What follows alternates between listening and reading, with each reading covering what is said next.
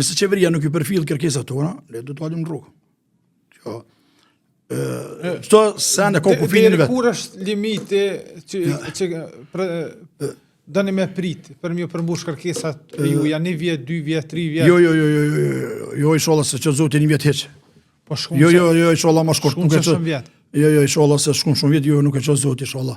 Me vite as me muj, arsyeja se na do të bëjmë kërkesat më pari, do të drejtojmë qeverisë me kërkesa, që mos na thotë neve qeveria nesër që ju s'keni më kërkesa do nëse një në rrugë.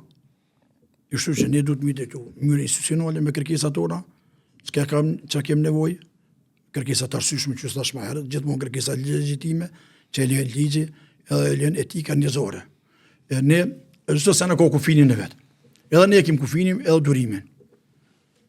Po unë kisha thonë çdo qeveri që vjen, pavarësisht ku vjen se tash Albini është kryeministri në detyrë, nuk është qeveria ende, tash është kryeministri në detyrë këtu. Ne tash nuk dalim në rrugë, se s'ka qeveri, s'ka parlament, s'ka institucione, për të arsye ne dalim në rrugë se tash s'dim ku jemi drejtu për momentin. Po a di që të formohet kuvendi, zgjidhen deputet, ne do të thojmë mbledhjen e parë, mbledhjen 2/3, nuk do të jemi këtu. Po ne do të drejtojmë institucionet Kosovës me kërkesat tona, ministrive caktuar edhe kryesisht kryeministrit Kosovës.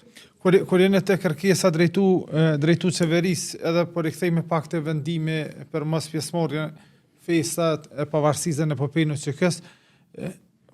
ish bashkëftari juaj edhe ish kryetari juaj Nasim Haradinaj tha e quajti vendim qytetar mos marrin pjesë në këto festa. A ishte natë e Nasimit pse nuk arriti mos zgjedh kryetari veteranëve të luftës në një garë me ju, apo çu vlerësoni këtë qendrimtin, quajti Baja Geran vendimin e ju me terma tram?